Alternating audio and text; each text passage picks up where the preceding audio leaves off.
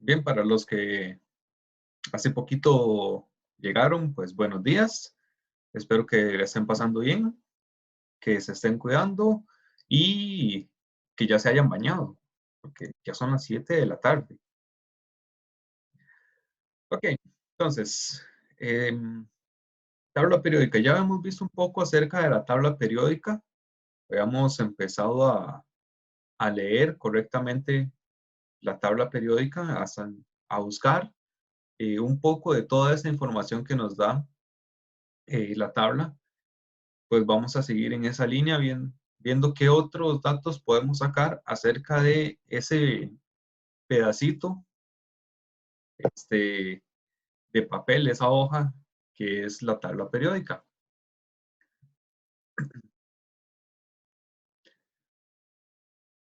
Muy importante, bueno, este, la tabla periódica actual como la conocemos, pues no surgió así porque así, tuvo todo un desarrollo. Entonces, hay que conocer pues cuáles son los principales eh, aportes o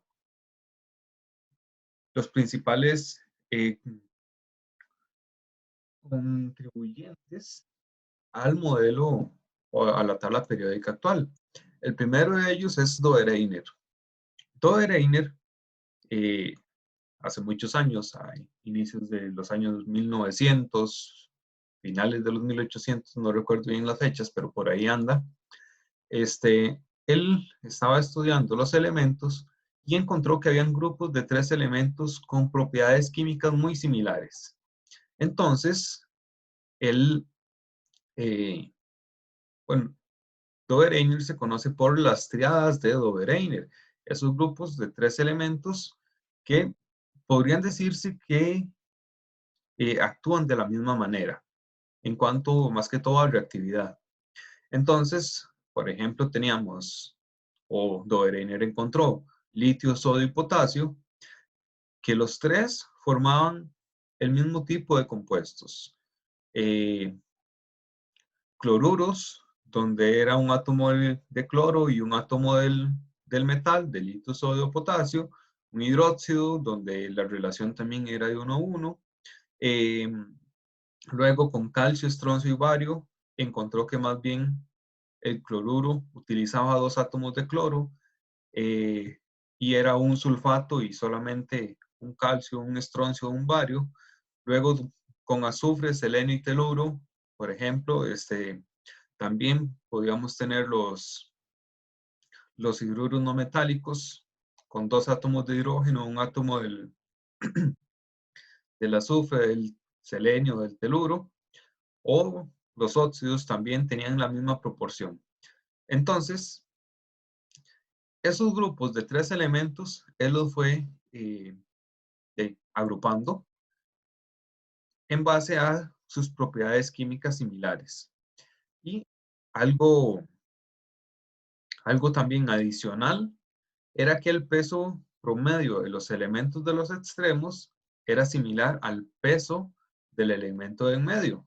Entonces, si nosotros teníamos la masa molar del litio y del potasio, la sumábamos y sacábamos un promedio,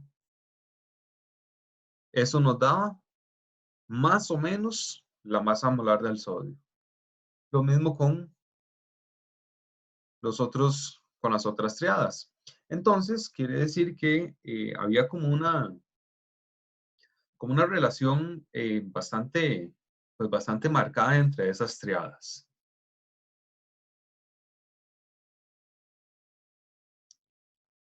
Okay. Luego está Newlands, que Newlands pues hace como un orden de una tabla periódica de los elementos que se tienen en ese momento y los ordena en base a su masa atómica. Bueno, hasta ahí no hay mucho porque la mayoría de los que vamos a ver pues hacen un ordenamiento por masa atómica, pero cuando Newlands hace ese orden acomoda esos elementos, ve un patrón interesante. Aparte del de Dobereiner, que encontró ese patrón como en grupos de 3 elementos, pero esos 3 elementos estaban como muy separados entre sí. Newlands lo que encontró es que si seguíamos ese orden, cada 8 elementos era que se repetían las propiedades. Entonces, bueno, igual eran propiedades muy semejantes, no eran exactamente las mismas, pero cada 8 elementos, pues el patrón volvía a empezar. Entonces, él encontró, bueno, por ejemplo, bueno, eh, tenemos acá los elementos, los primeros elementos, hidrógeno, litio, eh, boro, carbono, nitrógeno, oxígeno. Ese G no sé por qué está ahí. Supongo que algún elemento que en ese momento estaba, o más bien algo que pensaban que era un elemento en ese momento y ahora ya se sabe que no es un elemento como tal. Pero veamos acá. Teníamos 7 elementos y el 8, el flúor, que digamos que podría más o menos compararse con el hidrógeno. Tal vez ahí la relación no es tan clara. Pero si nos vamos a la segunda línea, flúor, pasan 8 elementos, llegamos al cloro. Entonces, nosotros ya sabemos que el flúor y el cloro están en la misma familia, en la familia de los halógenos, con propiedades muy similares.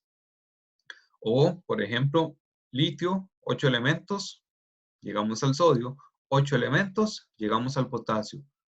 Todos elementos, pues, de la misma familia, de los alcalinos, con propiedades similares. Aquí, si lo vemos, aquí tenemos una triada de Dobereiner. Entonces, ya vamos encontrando como un cierto patrón. Ahora, ¿quién más? Mendeleev, Dmitri Mendeleev. La tabla periódica internacional se considera, o digamos, es como el conocimiento general que está o que fue descubierta por Mendeleev. Entonces, el, el principal aporte a la tabla periódica internacional actual se podría decir que fue de Mendeleev, pero no fue una tabla exclusivamente hecha por él, sino que, como vemos, ha tenido muchos aportes de varios científicos. Mendeleev hace un orden no solamente por masa atómica, sino también por valencias, y cuando hace ese acomodo de los elementos, encuentra una, una regularidad en las propiedades, un patrón, eh, digamos que uniendo lo que encontró Dobereiner con sus triadas, uniendo las octavas de Newlands, y además, tal vez algo de lo más importante que hizo Mendeleev es que en su tabla periódica quedaban huecos. Es decir, habían elementos que no se habían descubierto en ese entonces, eh, que él tenía que dejar esos huecos porque no había ningún elemento en ese momento que calzara con las propiedades que tenía ese patrón que él iba encontrando. Entonces, él deja esos huecos y predice muy cercanamente las propiedades que deberían tener esos elementos que en ese momento no se habían descubierto.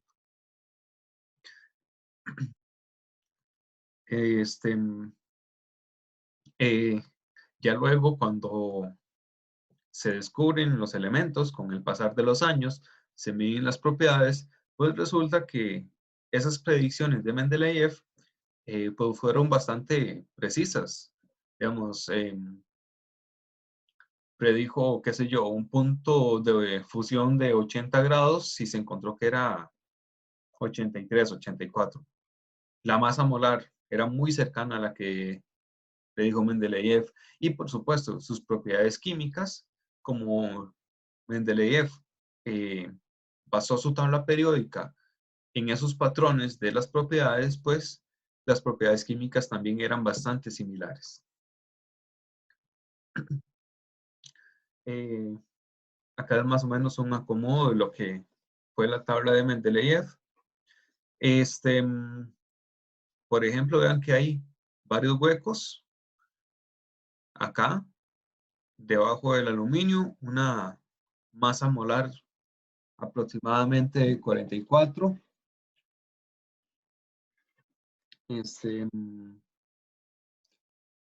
Si ustedes ven,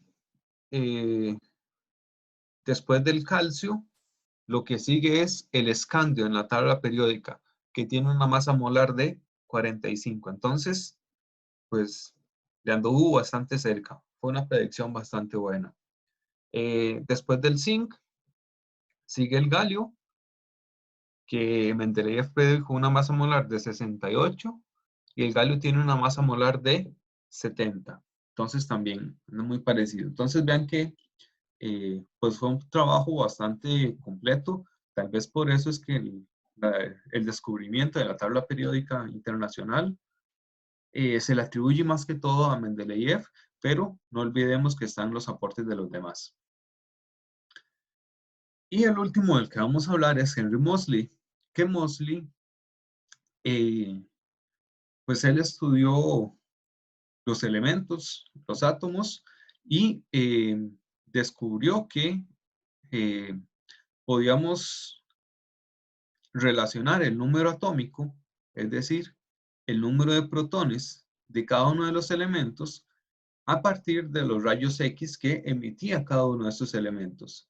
Por supuesto, hay toda una matemática pesada involucrada en esos cálculos, pero Moseley, a partir de los rayos X, logró establecer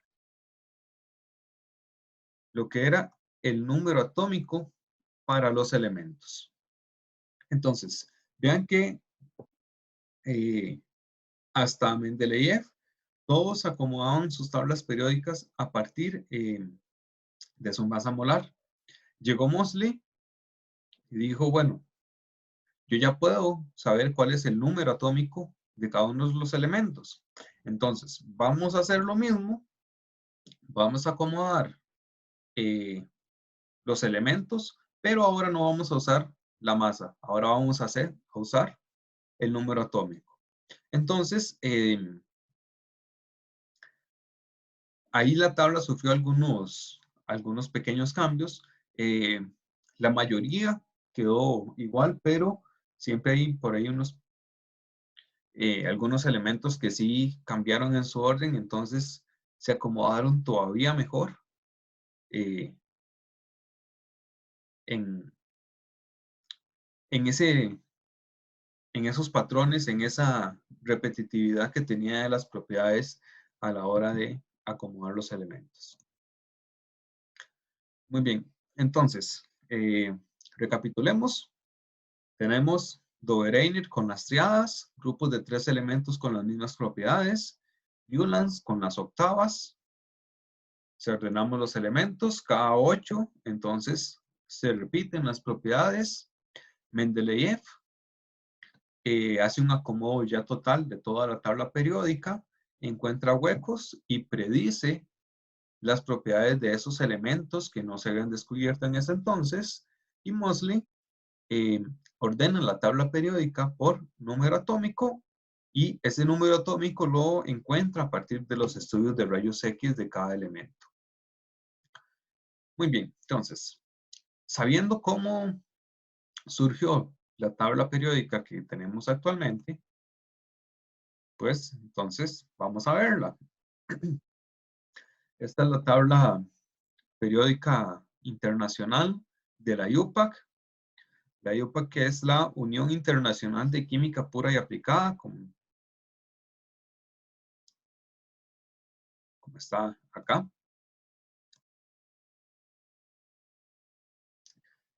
Por sus siglas en inglés, la IUPAC. Es el ente que Eh, ¿Qué se encarga? Pues de escribir las reglas en cuanto a lo que es todo lo que hay que, las reglas de química, la nomenclatura, etcétera. Cuadros grises. ¿Están viendo cuadros grises en la pantalla?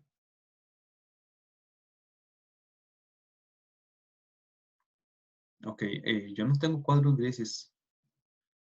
Puede ser tal vez una cuestión de señal. Bueno, ok. Eh, UPAC, entonces, es el ente internacional que se encarga de regir eh, la química. Con, tal vez, como para relacionarlo, el Sistema Internacional de Unidades es el que dice cuáles son las unidades de medición que hay que utilizar. Pues la UPAC lo que me dice es cuáles son las reglas que vamos a aplicar en química.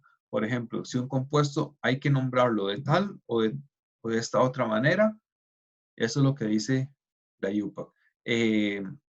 Y si nosotros nos guiamos por lo que dice la UPAC, pues nos van a entender en cualquier país del mundo que se rige por, pues por los lineamientos que nos da la UPAC. Entonces, bueno, esta es la tabla periódica más actualizada. Vean que ya tenemos 118 elementos, por decirlo así. Ya tenemos una tabla periódica completa. Eh, en algunas de las tablas periódicas que tienen ustedes van a ver eh, que hay algunos espacios vacíos acá en esta línea. O también tienen elementos como un octavio o un untritio o algo así, que son pues elementos que aún no se han descubierto em, cuando se diseñaron esas tablas periódicas. Muy importante, recuerden, los símbolos tienen una o dos letras máximo, entonces esos, esos elementos que tienen tres símbolos, pues simplemente elementos que no se habían descubierto en ese momento. En esta tabla periódica de la IUPAC, la más actualizada, pues ya tenemos los elementos descubiertos hasta el 118.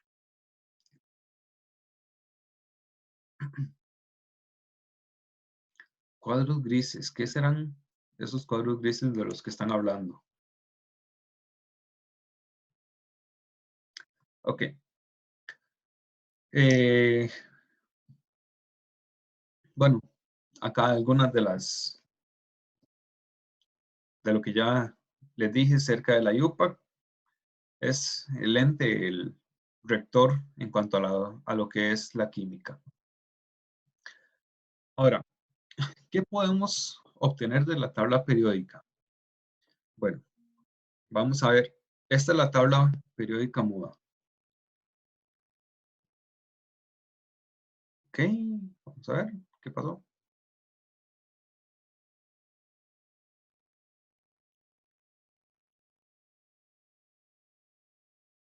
Ah,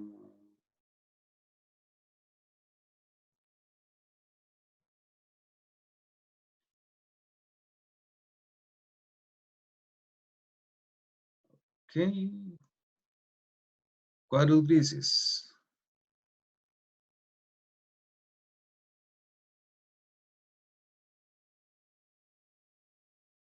Esos son los cuadros grises que están viendo.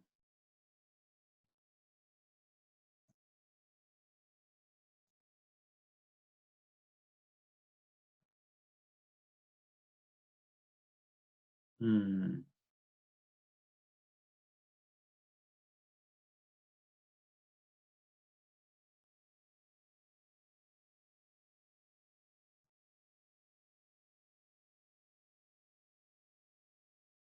ok,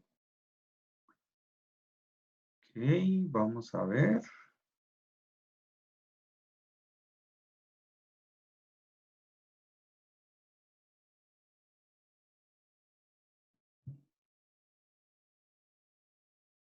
No sé por qué están viendo esa, eh, uni- algo de unidades de concentración.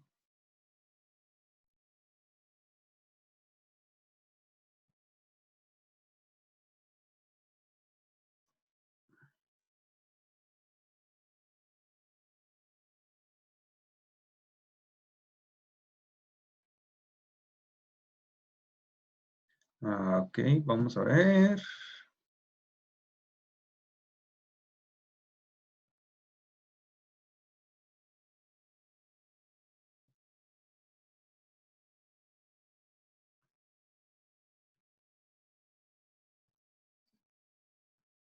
Ok, estaban viendo esta pantalla, lo que hablamos de Dobereiner, Newlands, Mendeleev,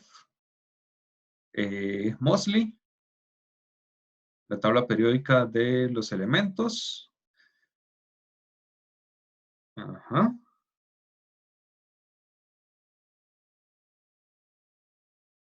Ok, gracias, Ashley. Ya, ya entiendo.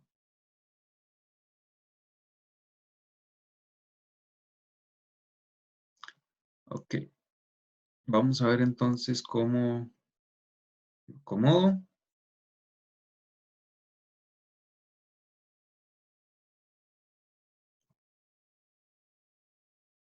Ok, voy a dejarlos por ahí en la orillita donde no me estorben con la presentación, pero que siempre pueda verlos por si llega alguien más o si ustedes escriben algo. Ok, perfecto, gracias. Entonces, vamos con la tabla muda.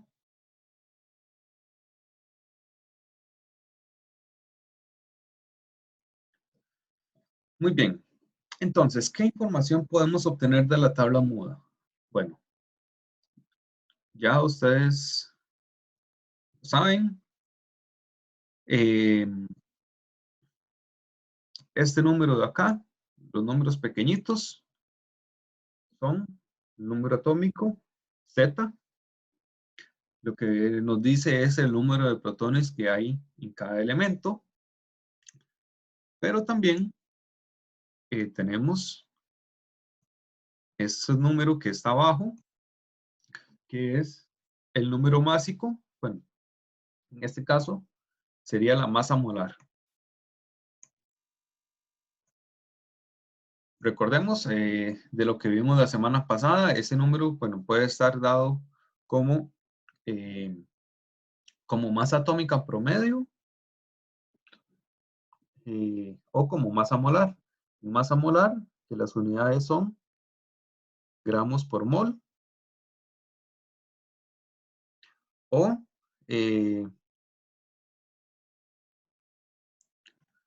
o en masa atómica,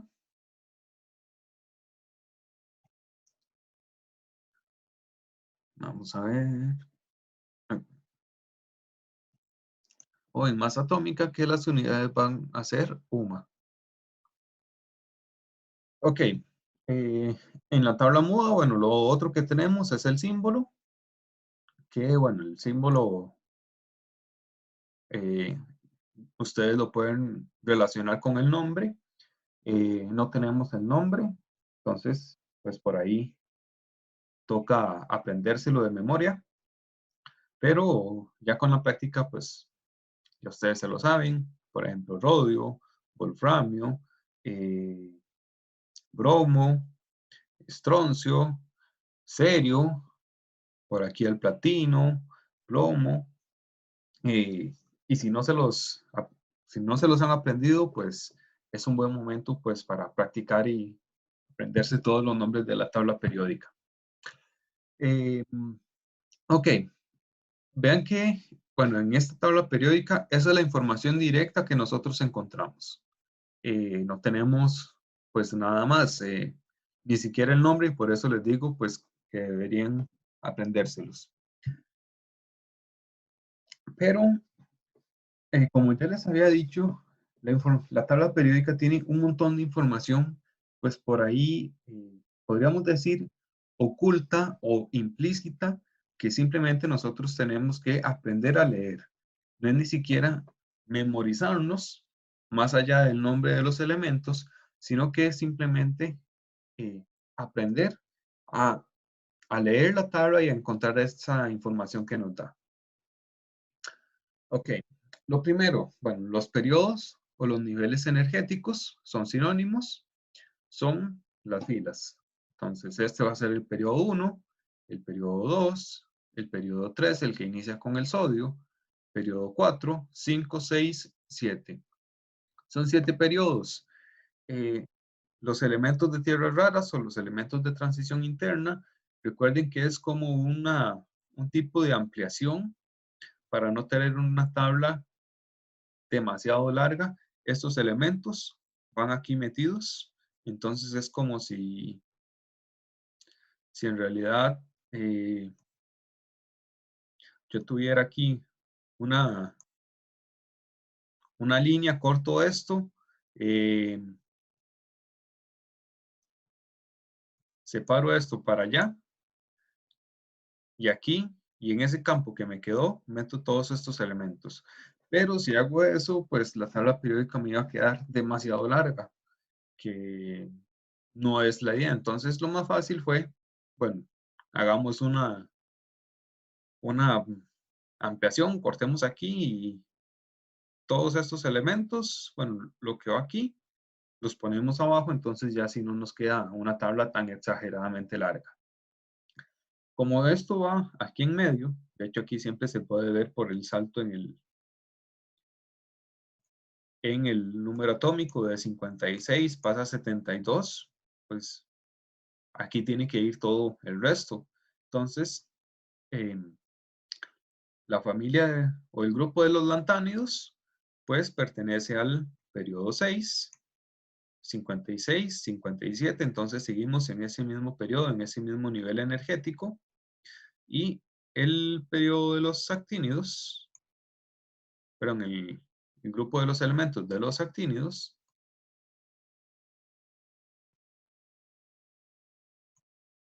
con el 89, pues está en el periodo 7. Entonces son 7 periodos los que tenemos en la tabla periódica. Muy bien. Lo otro son las familias, o también llamadas grupos. Son los que van de manera vertical y son esos elementos que tienen las propiedades similares. Hay 3 formas de nombrar esas familias. El primero es el de la IUPAC. Simplemente numeramos las familias del 1 al 18 y de forma seguida. Entonces, los, los alcalinos va a ser 1, alcalino tercio 2. Pasamos a transición, familias de la 3 a la 12. Seguimos otra vez representativos, familias de la 13 y terminamos en los gases nobles con el 18. Esa va a ser la nomenclatura de las familias de la IUPAC. No es la más, por decirlo así, la más conocida. Creo que las otras formas de nombrar las familias son más, un poco más interactivas, más bonitas. Una muy utilizada es la norteamericana, donde vamos a utilizar números romanos del 1 al 8, las letras A para los elementos representativos. Recordemos, los elementos representativos van a ser estas dos familias y luego todas estas de acá del final. Estos son los representativos.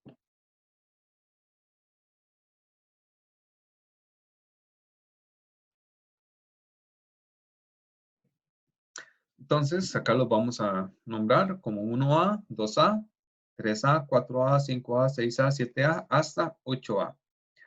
Los de transición que se quedaron ahí en medio, pues los vamos a nombrar igual del 1 al 8, pero ahora B.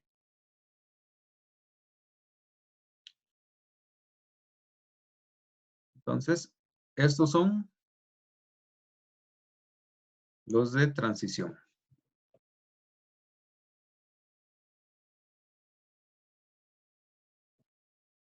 Representativos con la letra A, transición con la letra Profe, B. los de tierras raras, ¿verdad que no cuenta como transición? Ok, algo importante, la numeración, digamos que se mantiene continua.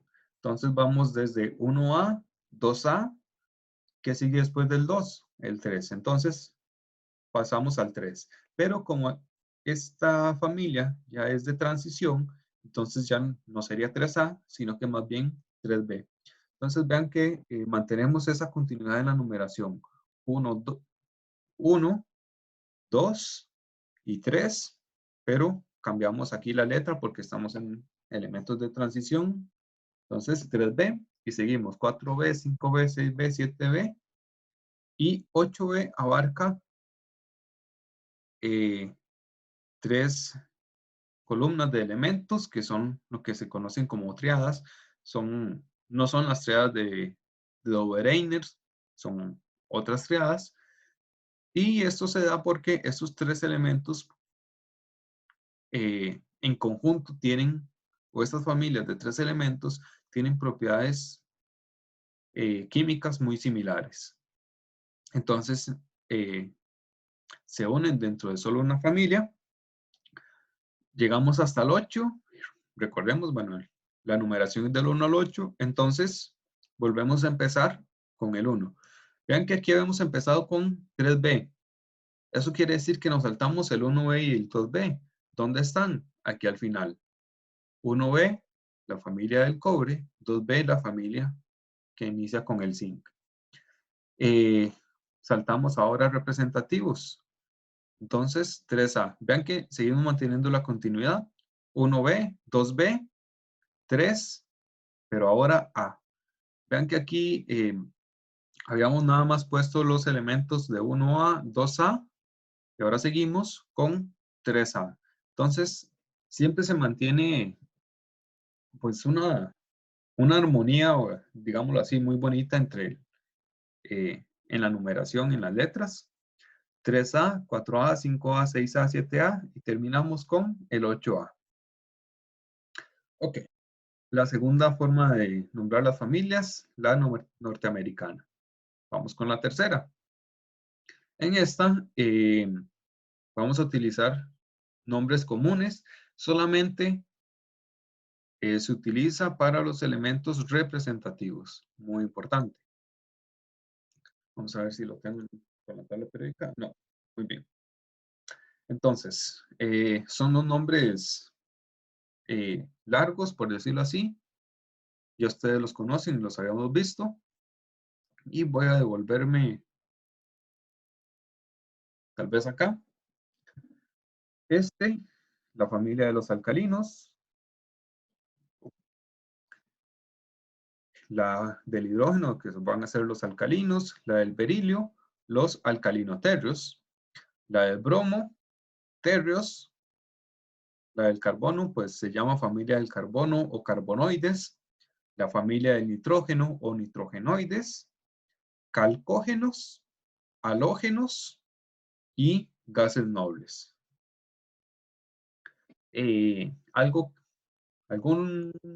Uno que siempre se les enreda mucho, calcógenos y halógenos, por ahí el nombre muy parecido. Recordar que los halógenos es donde están los que son, eh, bueno, tal vez como los más conocidos, por decirlo así, cloro, flúor, bromo, yodo. Y los calcógenos, pues son los que están antes de los halógenos. Siempre recordamos que los halógenos son los que están casi al final, puramente antes de los gases nobles, y los calcógenos, los que están antes de los halógenos. Tal vez una forma de verlo sería por la primera letra, C y H. ¿Cuál está primero en el abecedario? La C. ¿Cuál está después? La H. para que, para no confundir esos dos, que es una confusión bastante común. Me pregunta Rubén que si las tierras raras cuentan como transición. No, las tierras raras se excluyen de transición. Vean que en la nomenclatura de transición, perdón, en la nomenclatura, ya sea de UPAC, norteamericana, transición nunca se toma en cuenta. Es, por decirlo así, un grupo por ahí aparte. No tiene nombre para las familias en las tierras raras. Entonces, en cuanto a la nomenclatura de las familias, transición interna no se toma en cuenta.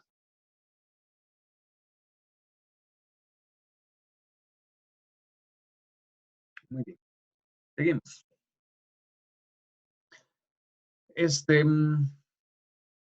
Los grupos de las tablas periódicas, perdón, los grupos de la tabla periódica. Oh, perdón.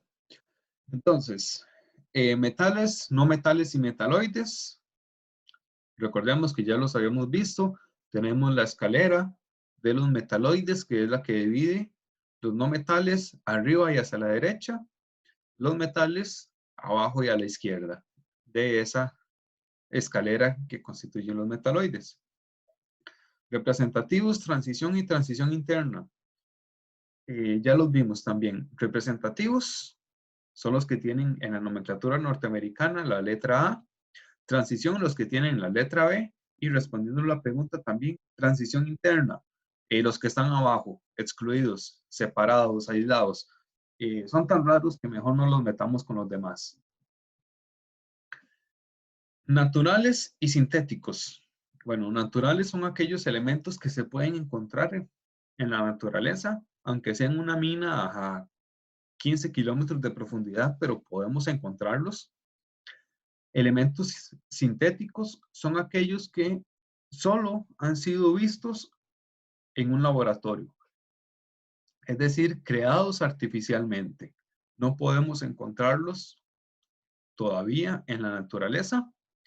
Eh, Algo importante, todos los elementos sintéticos son radiactivos, es decir, se descomponen en el tiempo,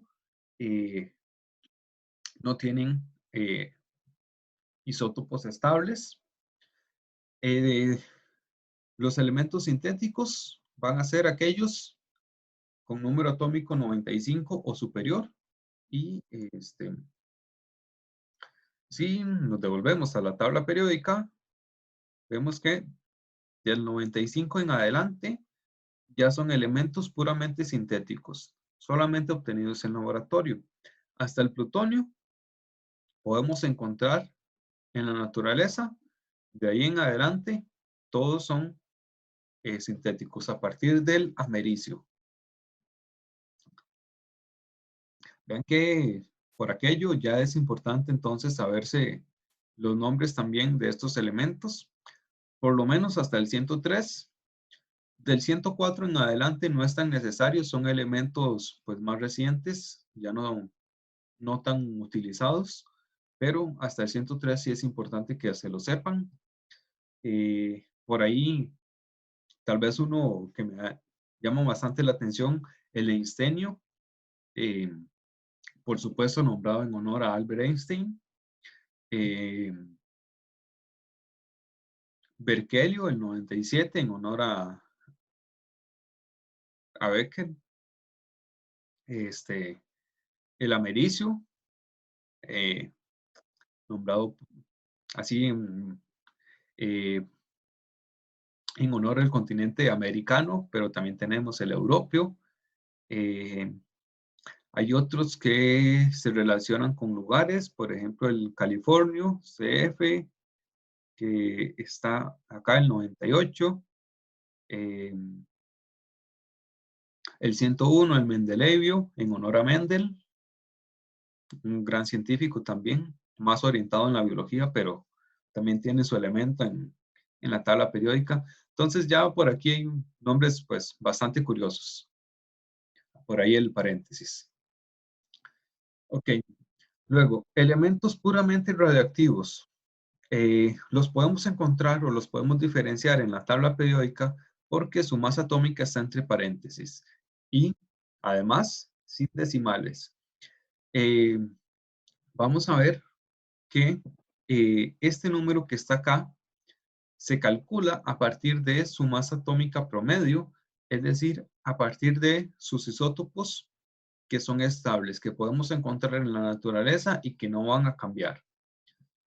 Pero hay ciertos elementos que no tienen esos isótopos estables, que no tienen ninguna masa en la que no vayan a sufrir decaimiento radiactivo, que no vayan a emitir radiación. Cuando tenemos ese caso, entonces la masa va a estar entre paréntesis. No podemos calcular una masa atómica exacta porque siempre va a estar cambiando.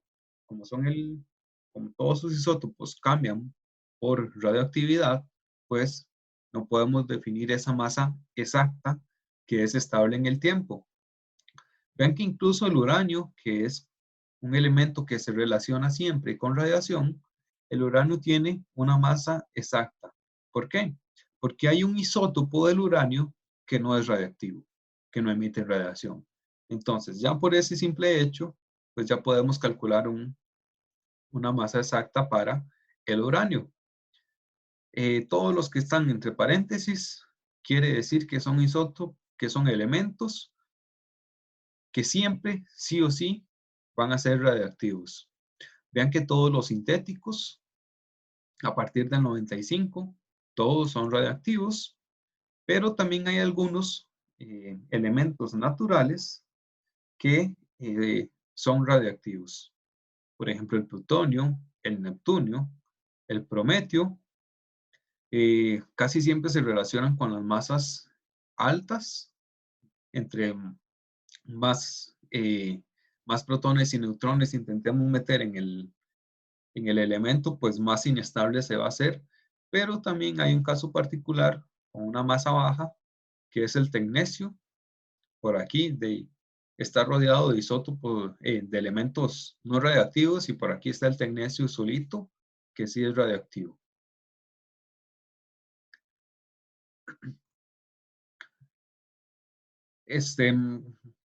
Como ejercicio, entonces, para ustedes, ahí lo hicimos un poco al aire. Vean ustedes la presentación, vean esta tabla periódica, identifiquen cada uno de los grupos anteriores, naturales, sintéticos, representativos, transición interna, cada una de las familias de los representativos, hagan la nomenclatura por ustedes mismos, identifiquen los elementos radiactivos en la tabla periódica. Todo eso pueden hacerlo acá. Vean que ya tenemos mucha más información en esta tabla periódica de con la que habíamos iniciado, con solamente el símbolo, el número atómico y la masa atómica. Ya podemos ver muchísima más información de la que pensábamos, de la que se nos muestra a simple vista. Y todavía podemos obtener más. Vamos a ver. Acá está. Estados de oxidación. Oh, no, esta no era.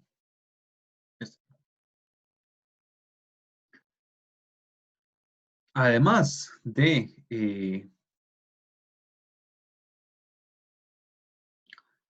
todo lo que ya hemos visto, podemos calcular o podemos saber estados de oxidación comunes para varios elementos. Y eso lo hacemos también a partir de la tabla periódica. Entonces, vamos a ver.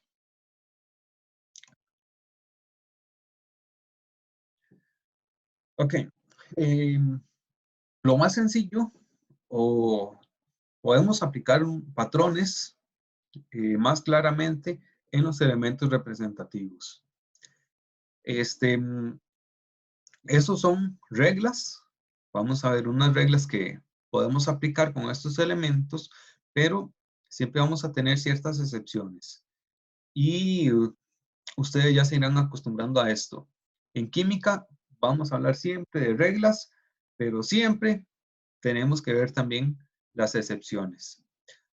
Muchas veces las excepciones son más que las reglas.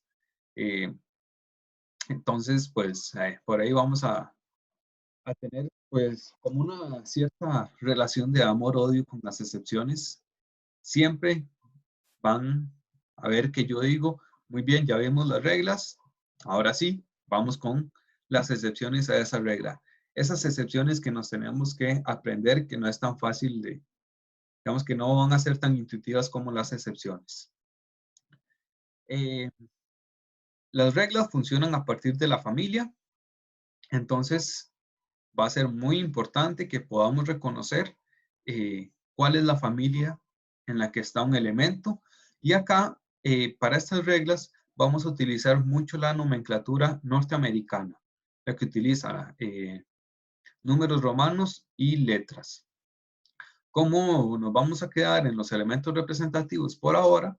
Pues entonces vamos a mantenernos en las familias con número romano y letra A. Lo más importante va a ser el número romano.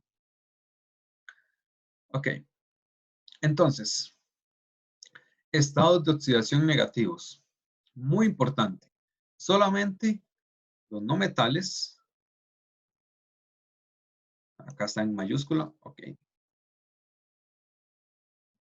Ay, ¿por qué no me deja? Ok. Ah,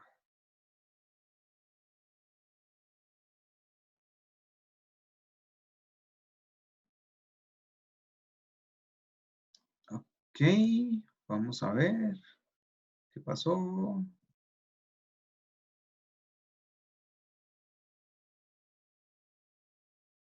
Ah, ok, tengo problemas porque no me deja compartir la presentación.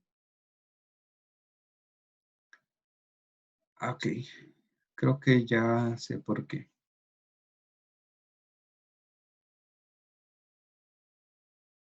Creo que no estaban viendo esta presentación, ¿verdad? La de estados de oxidación. Bueno, ahora sí.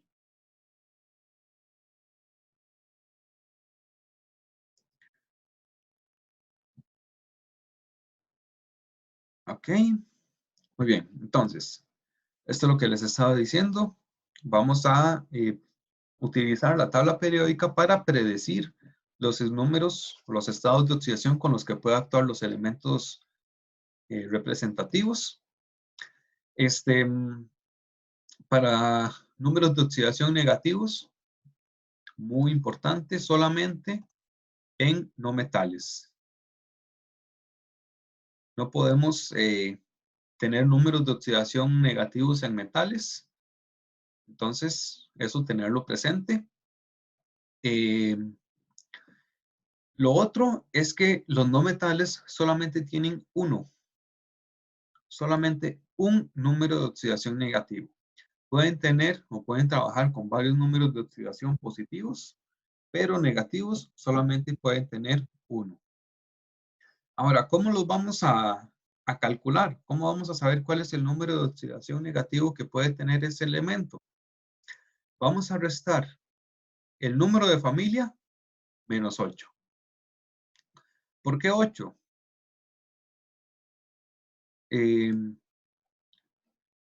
Recordemos que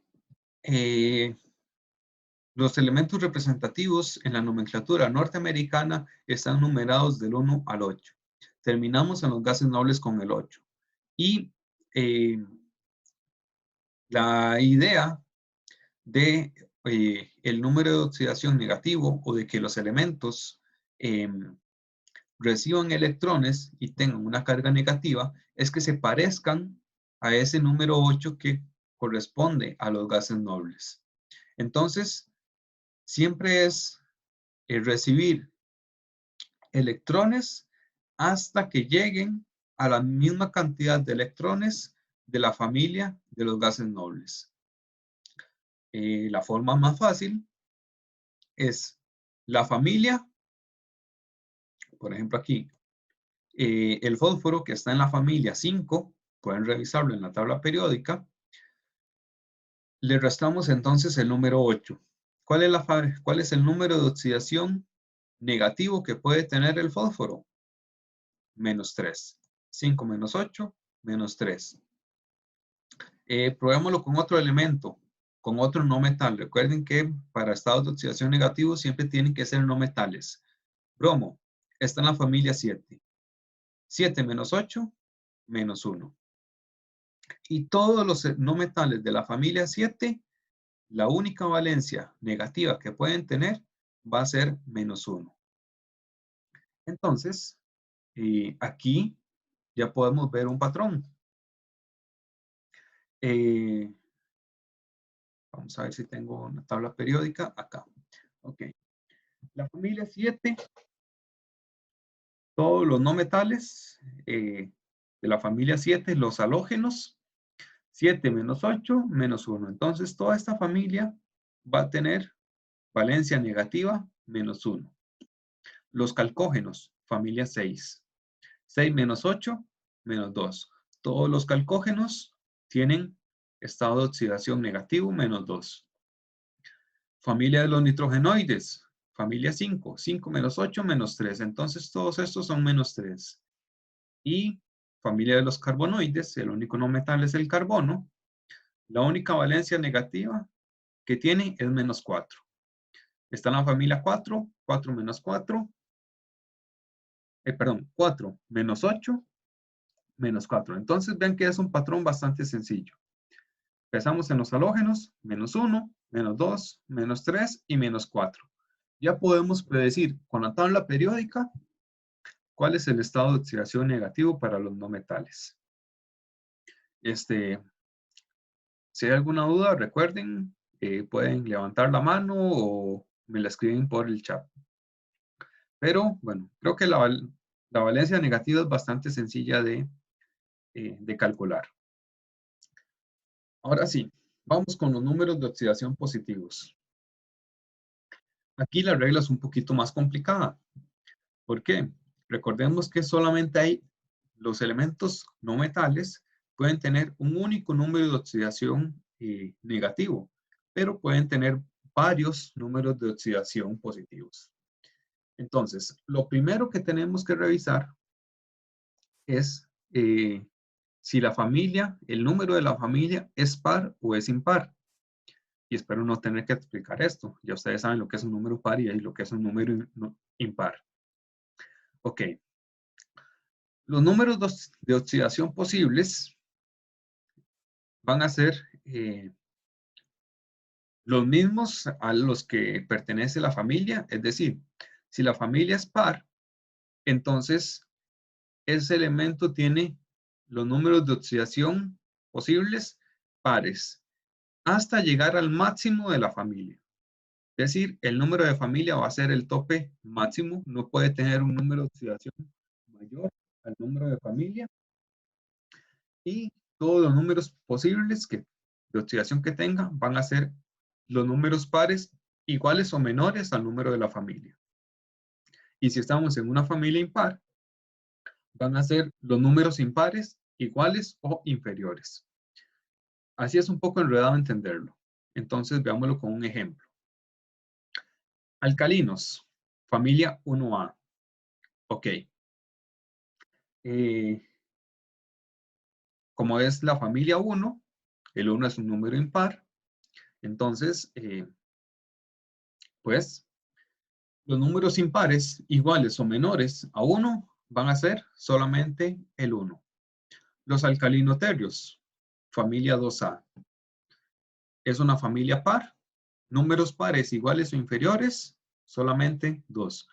Y esos dos son, digamos, bastante sencillos, porque los alcalinos solamente tienen el estado de oxidación más 1 y los alcalinoterios solamente tienen el estado de oxidación más 2. Entonces son por ahí un par de familias pues bastante importantes y bastante sencillas de saberse sus estados de oxidación. Ahora, compliquémoslo un poquito más. En el indio, ¿Cuál era el símbolo del indio? Acá vamos a revisar la tabla periódica. El indio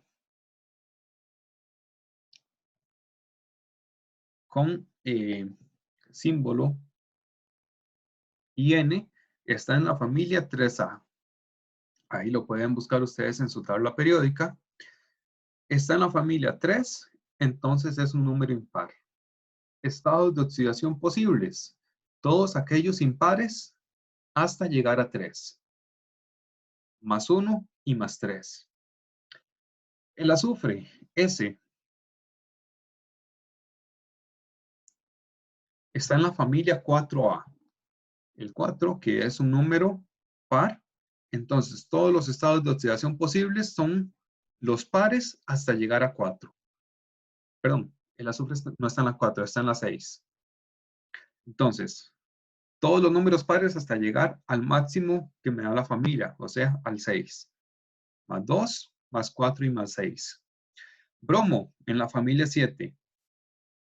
Entonces, es un número impar. Revisamos todos los números impares hasta llegar a 7. Más 1, más 3, más 5 y más 7. Entonces, ven, bastante sencillo cuando uno ya se sabe las reglas. Si es par, entonces números pares. Si es impar, números impares. Muy importante, los números de oxidación no pueden ser mayores al número de la familia en la que está. Y ustedes se preguntarán, ¿y qué pasa con los gases nobles que están en la familia 8A? Recordemos que los gases nobles se consideran así porque son elementos muy estables por sí solos. Ellos no reaccionan prácticamente con nada, son muy antisociales. Por eso el nombre también, gases nobles, no se mezclan con los plebeyos, con todo el resto de la tabla periódica, ni siquiera entre ellos mismos. Son demasiado orgullosos. Entonces, los gases nobles no tienen estados de oxidación. Pero si los tuvieran, y ojo acá, porque podemos llegar a tener algunos compuestos con algunos gases nobles en condiciones muy particulares, y en esos casos muy específicos, los gases nobles, como están en la familia 8, que es número par, los gases nobles trabajan en esos casos contados con estados de oxidación pares también. Entonces también se mantiene la regla. Ok, acá lo vemos un poco más resumido. Familia 1, solamente estado de oxidación más 1. Familia 2, solamente estado de oxidación más 2. Y estas dos son bastante importantes porque solo tienen ese estado de oxidación.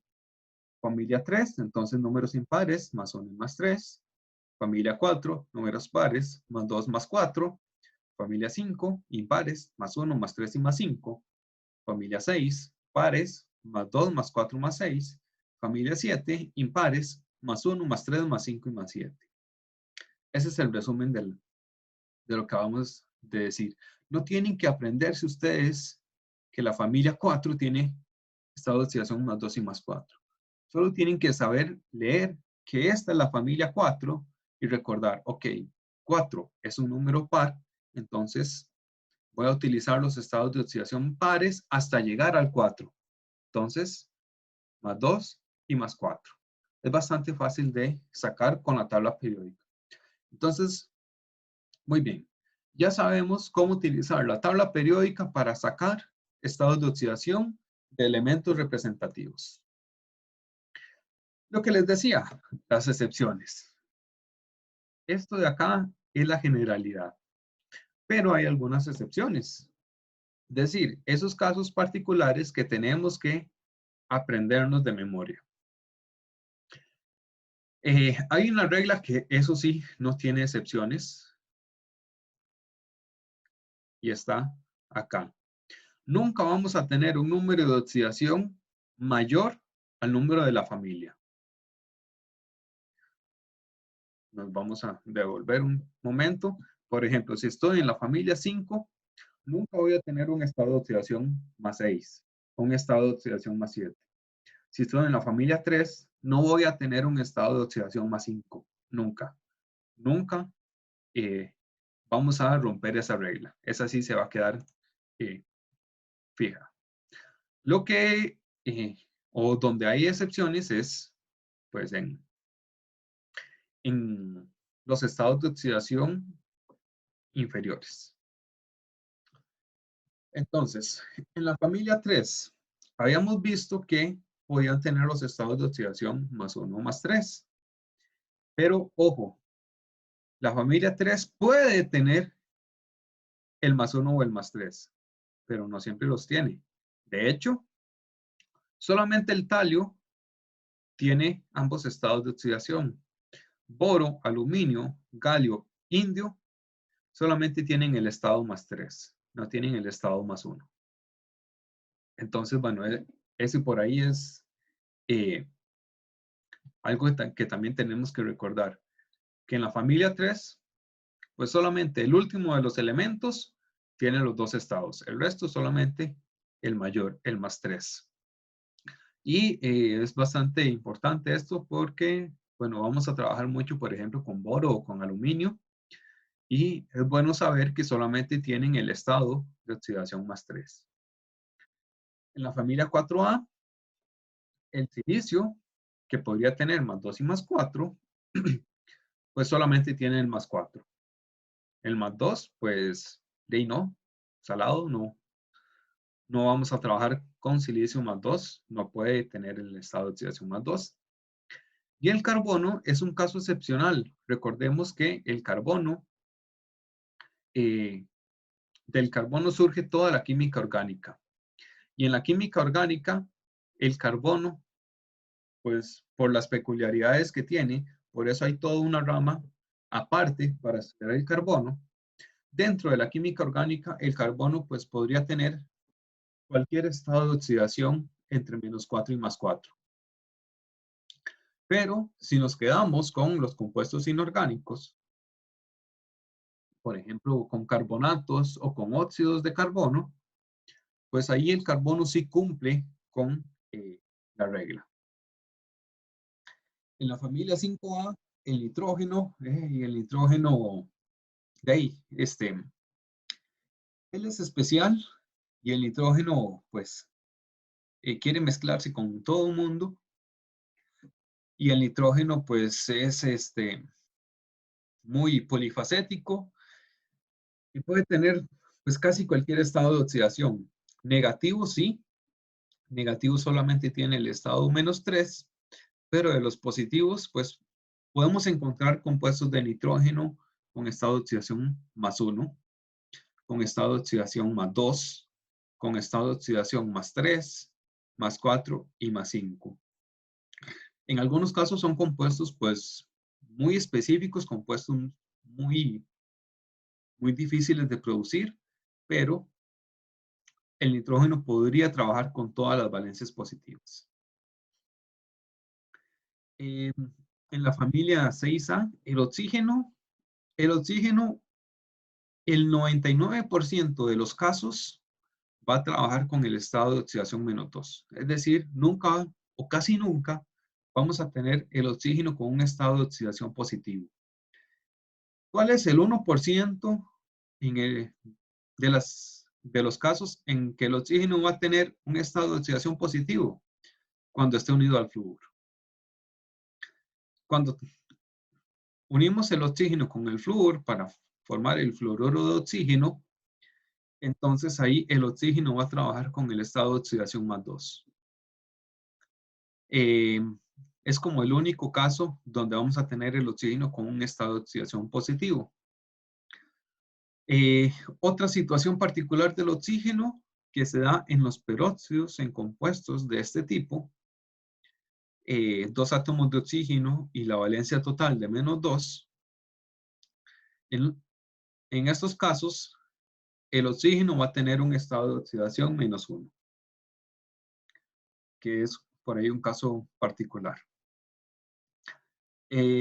Relacionado con el anterior, con este fluoruro de oxígeno, El flúor, ese sí, siempre va a utilizar el estado de oxidación negativo de -1. Recordemos que es un halógeno, familia 7, entonces la única valencia negativa posible es -1, y el flúor siempre, no hay excepciones, va a trabajar con -1.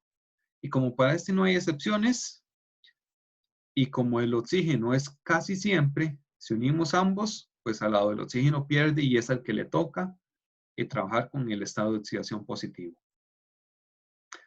Ahora, el hidrógeno está en la familia de los alcalinos, pero es un no metal. Recordemos eso siempre. El hidrógeno, como está en la familia de los alcalinos, va a trabajar casi siempre con el estado de oxidación de los alcalinos, el +1. Sin embargo, el hidrógeno podría tener también valencia -1. ¿Y en qué casos va a tener esta valencia -1? Cuando el hidrógeno esté unido a un no metal solamente. Por ejemplo, si tenemos hidrógeno unido al aluminio, el aluminio es un no metal, entonces el hidrógeno va a tener el estado de oxidación -1. Recordemos que en los compuestos siempre tenemos que tener estados de oxidación positivos y negativos. Y si los metales, si tenemos un metal, que el metal sí o sí tiene que tener estados de oxidación positivos, pues en ese caso, si unimos un metal y el hidrógeno, pues al lado del hidrógeno, el hidrógeno va a tener que trabajar con su valencia negativa. Ok, nos quedan unos minutos. Entonces, ¿cómo saber el estado de oxidación con el que está trabajando un elemento en un compuesto? Ya vimos cuáles son los estados posibles. Es decir, si nos vamos para el azufre podría trabajar con -2, +4, +6. Pero, ¿cuál de esos es el que va a tener en un compuesto? Bueno, aquí vamos a seguir varios pasos o varias reglas. Lo primero, tenemos que averiguar la carga del compuesto. Aquí tenemos el amonio y tiene un positivo. Eso quiere decir que todo el compuesto, que toda la molécula tiene una carga de +1. El carbonato, el CO3 2-, para todo este carbonato vamos a tener una carga de -2. Entonces, para un compuesto, si vemos un número arriba a la derecha, esa va a ser la carga de ese compuesto. ¿Qué pasa si no tiene nada? Pues la carga del compuesto va a ser 0. Ok. La carga que vamos a tener para un compuesto tiene que ser igual a la suma de los estados de oxidación de todos los átomos que lo conforman. Es decir, el estado de oxidación del nitrógeno más el estado de oxidación de estos 4 hidrógenos, al final me tiene que dar -1. Si yo sumo el estado de oxidación del carbono y el estado de oxidación de estos 3 oxígenos, me tiene que dar -2. Y en este, si yo sumo el estado de oxidación de 2 sodios, el estado de oxidación del azufre y el estado de oxidación de los 4 oxígenos, si yo lo sumo, me tiene que dar al final 0. Entonces, esa va a ser la clave que nosotros vamos a utilizar. Ahora, buscamos entonces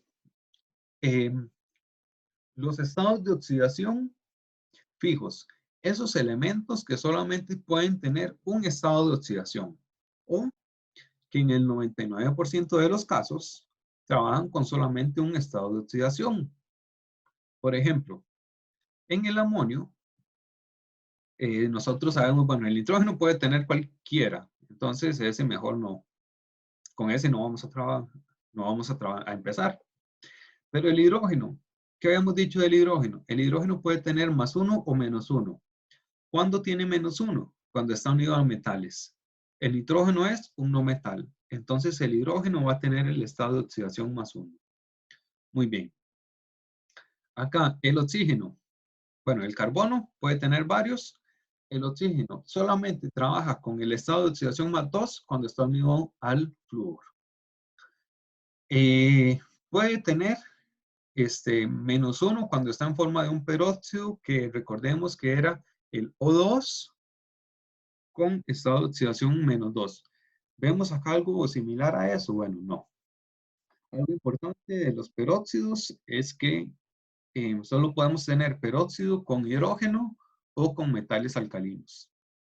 Por ahí la aclaración. Entonces, en el 99% de los casos, vamos a estar bien si decimos que el oxígeno trabaja con el estado de oxidación -2. Entonces, este va a ser un estado de oxidación y también fijo que vamos a utilizar siempre, oxígeno con -2. Vamos a este compuesto. Acá tenemos 3 elementos, pero recordemos, el sodio está en la familia de los alcalinos. Solamente puede tener el estado de oxidación +1. Y el oxígeno ya lo habíamos visto. El oxígeno también vamos a asumir que siempre va a trabajar con el estado de oxidación -2. Ok. Lo tercero, y salados para los que no les gusta la matemática, vamos a meter matemática. Vamos a crear una ecuación. Recordemos el principio para averiguar el estado de oxidación. La suma de los estados de oxidación de todos los elementos tiene que ser igual a la carga. Entonces, tenemos que expresar eso como una ecuación. La suma de todos los estados de oxidación.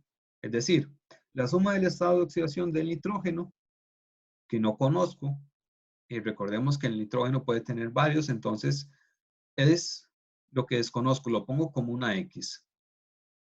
La suma del nitrógeno más la suma de 4 hidrógenos, el hidrógeno solo puede tener el estado de oxidación +1, entonces 4 por +1, porque tenemos 4 hidrógenos. La suma de los estados de oxidación de todos los átomos tiene que ser igual a la suma del, tiene que ser igual a la carga del compuesto. La carga es +1. Entonces, un nitrógeno más 4 hidrógenos, cada hidrógeno con carga de oxidación +1, con estado de oxidación +1, 4 por +1, tiene que ser igual a la carga del compuesto +1. Entonces, 4 por +1, 4. Lo pasamos al otro lado restando. Entonces, +1 menos 4. El estado de oxidación del nitrógeno es -3. Utilizando esa ecuación es que nosotros vamos a averiguar el estado de oxidación de cada uno de los elementos que desconozcamos. Vamos con el CO3 2-. Un carbono que desconozco cuál es su estado de oxidación, entonces X. Tenemos también 3 oxígenos, cada oxígeno con estado de oxidación -2, 3 por -2, y todo eso tiene que ser igual a -2. Despejamos X y obtenemos que X es igual a +4, es decir, este carbono está trabajando con +4. Ahora el sulfato de sodio, que es un poquito más largo porque tiene 3 elementos. Bueno, el sodio ya sabemos que trabaja con +1. Entonces, 2 sodios por el estado de oxidación +1. El azufre, que es el que desconocemos, lo ponemos como una X.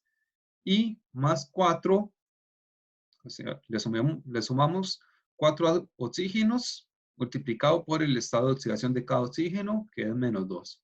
Y todo eso tiene que sumar 0 porque este compuesto no tiene carga. Igual despejamos para X, que espero que no tengan problemas para despejar, pero por aquello, entonces esto sería 2 más X más 4 por -2, -8. Y eso es igual a 0. 2 menos 8, entonces -6, y esto es igual a 0. Despejamos, X es igual a +6.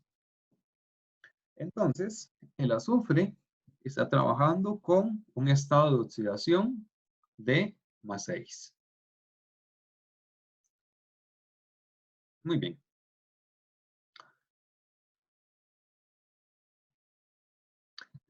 Ahora, con los elementos de transición, pues, acá es un poco más complicado. No hay una regla como tal. Les puedo decir que el número de oxidación máximo posible es igual al número de la familia a la que pertenece. Entonces, este, la familia 3 tiene el estado de oxidación máximo de +3, la familia 4 +4, la familia 5 +5, la familia 6, B, el +6, la familia 7 tiene el estado de oxidación máximo de +7. Las tríadas de la familia 8B, esas tríadas van a tener estados de oxidación +2 y +3. Luego la familia 1, la 1B, pues aquí se nos descontrola un poquito porque podemos tener +1 o +2 también. Y la familia 2B, máximo de +2. Acá les dejo esta tablita. A pesar de que esa es una regla, pues, por decirlo así, que casi siempre se cumple, pues, como verán aquí en la 1B, pues no siempre. Les dejo esta tablita para que eh, se la aprendan, básicamente. Se la tienen que aprender. Estos son los estados de oxidación posibles para los elementos de transición. Está hecha más que todo para las familias, perdón, para los periodos 3 y 4. Acá podemos ver, bueno, el oro, que es del periodo 5. Bueno, eh, los elementos más comunes de transición. Si en algún momento requieren, pues, saber cuál es el estado de oxidación de un elemento que no está en esta tabla, lo más simple es que se fijen en cuál es el elemento que está en la misma familia arriba. Y si ese elemento sí está en esta tabla, pues usen los mismos estados de oxidación. Parte de la tabla periódica es que se repiten las propiedades, entonces hacer esa asunción es una asunción bastante buena. Vamos a tener éxito en 95% de los casos. Ok, acá hay unos ejercicios y con eso terminaríamos. Esos ejercicios pueden resolverlos. Vamos a hacer el primero para que ustedes vean otra vez el proceso de resolución. Voy a hacerlo acá mismo.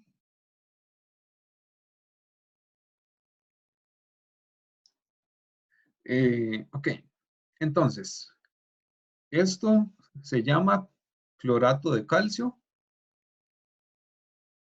Aquí está la respuesta para que ustedes confirmen, pero lo importante acá es el proceso de resolución. Ok, ¿qué sabemos del clorato de calcio? Ay, qué feo me quedó esa. Para el clorato de calcio, perdón. Para el clorato de calcio, nosotros sabemos que el calcio tiene un estado de oxidación +2 siempre y sabemos que el oxígeno tiene un estado de oxidación -2. ¿Cuál es la carga del compuesto? Vemos por acá que no tiene ninguna carga, entonces esa carga es 0. Ya sabemos algo.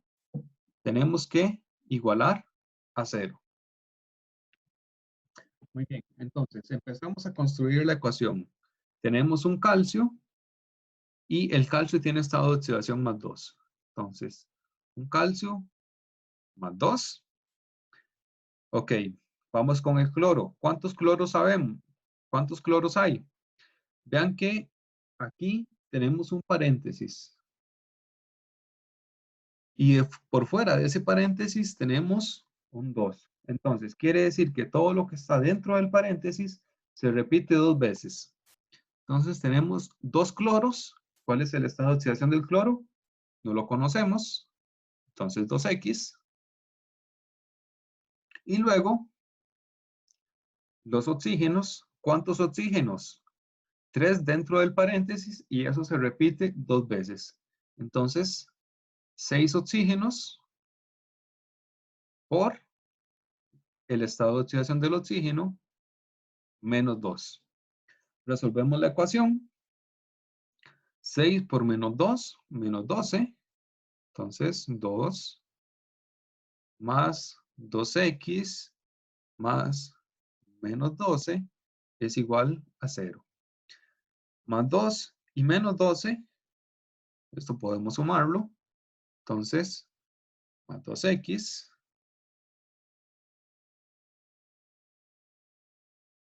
ok, vamos a ver.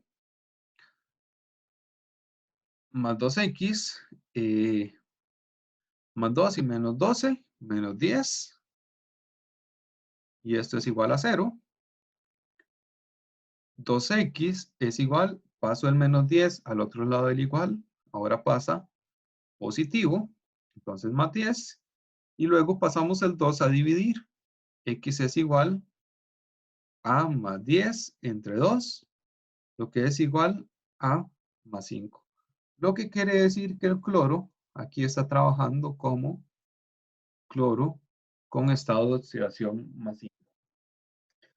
Muy importante, ya para terminar, revisemos que este número que nosotros obtenemos sea uno de los estados posibles uno de los estados de oxidación posibles para el cloro. ¿En qué familia está el cloro? En la 7. ¿Cuáles son los estados de oxidación posibles? Menos 1, más 1, más 3, más 5 y más 7.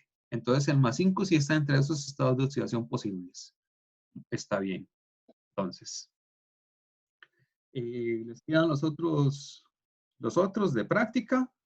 En la tarde, ya saben, bueno, se pueden conectar en esta misma sesión y me hacen cualquier consulta o por el chat de WhatsApp, como quieran, si tienen alguna duda con alguno de los ejercicios o con alguna de las prácticas pasadas. Bueno, hasta luego.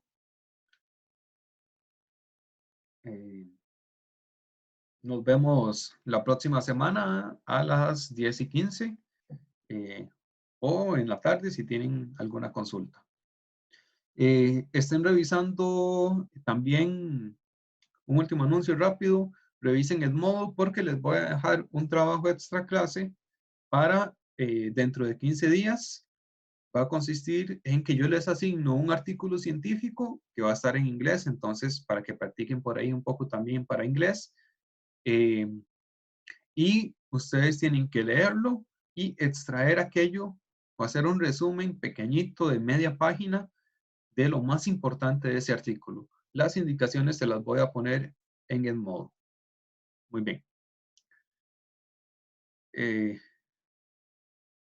Saludos y hasta luego.